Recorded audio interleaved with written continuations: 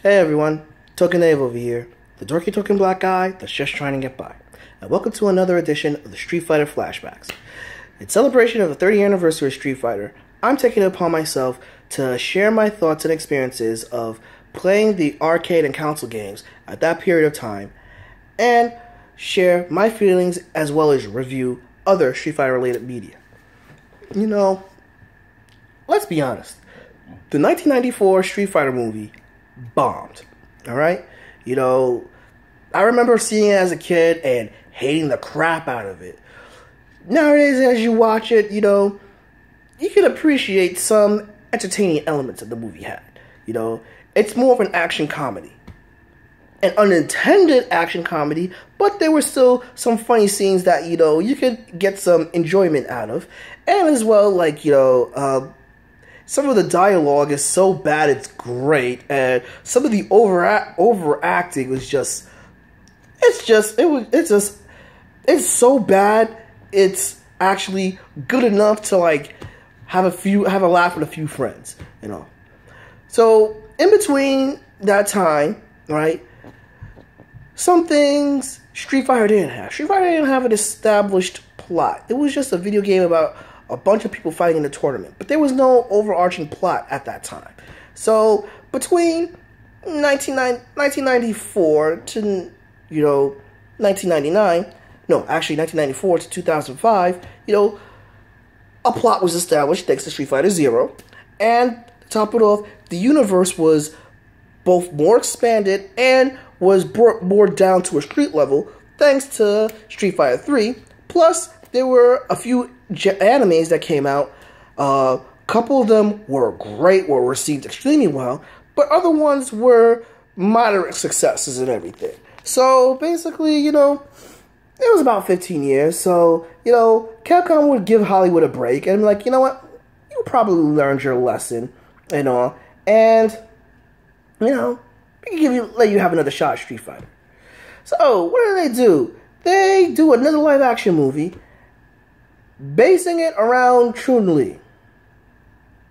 Now, here's the thing, right? Everyone by this time knows that Ryu and Ken are the main characters, and that the overarching plot of the franchise revolves around, you know, the Dark Hadu or the murderous intent, right?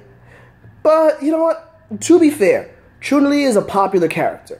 You know, she's actually one of my favorite characters. Actually, I just did a video stating my favorite Street Fighter characters that are not Shotos and that they are not from another fighting game, and Chun-Li's on the top of that list, you know, so that didn't really bother me. So, what did they do? They cast Kristen Koenig, someone that's Caucasian, to play a Chinese Interpol agent. Okay, I got nothing here. I can't do this. I need some help. I need some motivation to get through this. Oh, good old liquid courage over here. All right, now we can do this and all. So let's talk about Street Fighter: The Legend of Chun-Li, starring Kristen Koenig, a white girl as a Chinese female.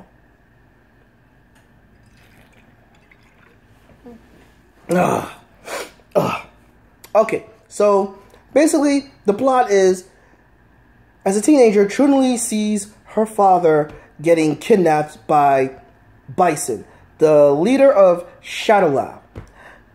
No, not Shadow Lu, Shadow Lao. Shadow Lao.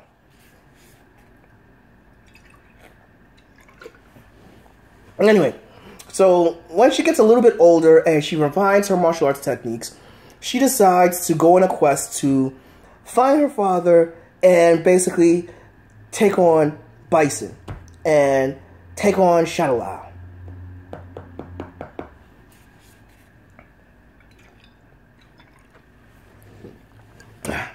Now,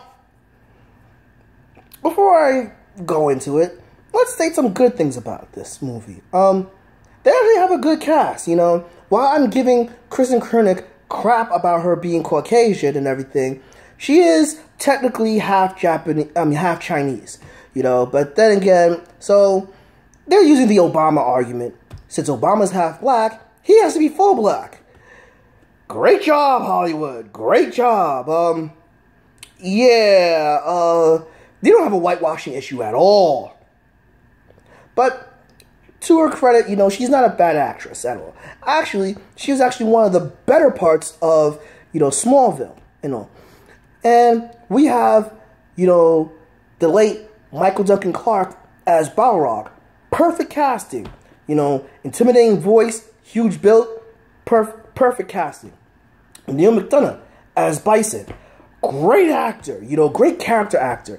One person that could wear many hats. So Neil McDonough is just awesome. And we got Robin Shou up in this, Liu Kang from the Mortal Kombat movies, So, yeah, we got a pretty decent cast. So, what else? Oh, and basically, a lot of the movie takes place in Bangkok, Thailand. And Thailand is actually an important, country in the Street Fighter universe. So, they got that right. And, is there anything else? Boy. Well, that's all. Okay, hold on. Alright, let's get into this fucking turd burger. Oh, God. First off, well, let me state the obvious about something. Now, Michael Duncan Clark as Balrog, in the opening scene where he plows in to, take Chun-Li's father, Balrog is having a hard time fighting Chun-Li's father. A guy that is known to have killed people in the ring and is a world-class former boxer is having a hard time fighting a businessman that takes some wushu lessons.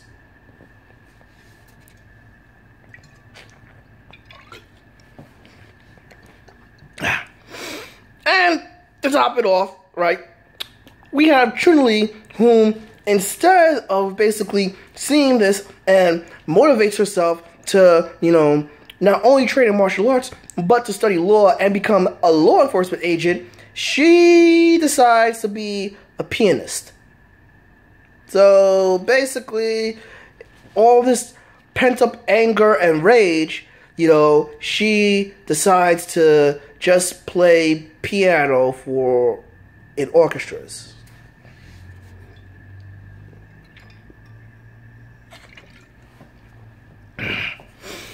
And, the very first fight scene that is shot is actually pretty poorly done. One of the problems with the first movie, with the original movie, is, the fight sequences are terrible. In that, basically, they were...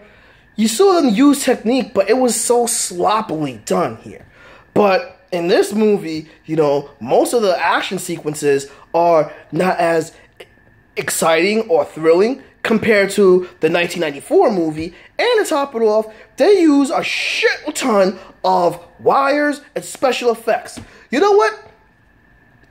Everyone talks about the wires and cheap effects of kung fu movies and everything, but you know what? Here's the thing. There's an art to doing it and everything. There's a balance you find. You do that fantastical wire work and have some special effects in there, but you just use it to enhance everything. You really need the actors and the performers to pull off the actual techniques to make the fights more exciting. Here, they just look like some stupid simulators that a crappy 3D fighter game or a crappy 2D fighter game has. And, oh, Jesus. And,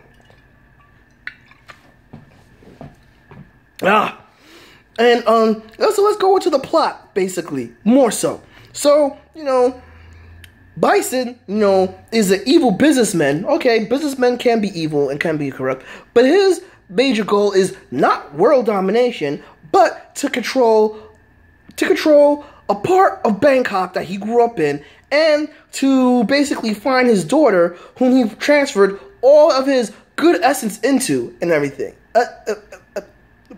What?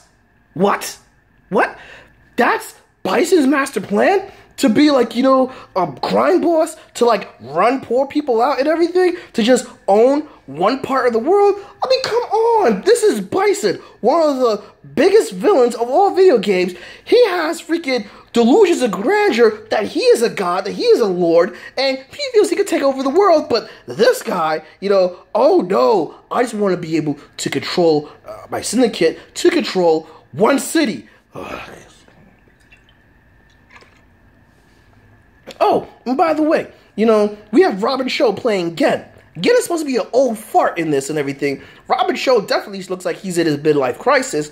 Well, in his mid-age, don't get me wrong, not in midlife crisis, because he looks goddamn good for someone that looked like he was like 45 in the movie. But they're trying to make him look old and decrepit like Gen is, and no, it doesn't work. It doesn't work at all. And to top it off, you have one of my favorite characters in the game, Nash, played by Chris Klein, freaking from American Pie and Chris Klein, and this guy can't even pull off the coolness of Nash. All it does is come off as awkward and, oh, Jesus. Oh, Jesus Christ, guys. I can't. Okay, guys. Basically, this movie is a huge bore fest. You know, the fight choreography is terrible. The acting is atrocious. They started out good, particularly Kristen Kurek, you know, Neil McDonough, and Michael Duncan Clark. They started out real good, and fortunately, Michael Duncan Clark and Neil McDonough, they keep the professionalism, they're enjoying their roles, and they're still acting. But everyone else, they gave up at the midpoint of the movie, and the fight choreography is terrible, the plot is weak, the movie is boring, you know, you don't give a crap about who wins or who loses and everything. Oh, Jesus Christ. Guys, Street Fighter, The Legend of Chun is just a giant turd burger.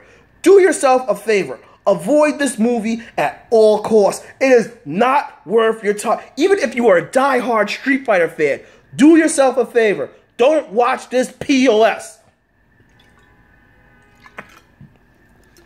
Agree? Disagree? You can't disagree with me with this. But please, drop me a comment below. Give me a like.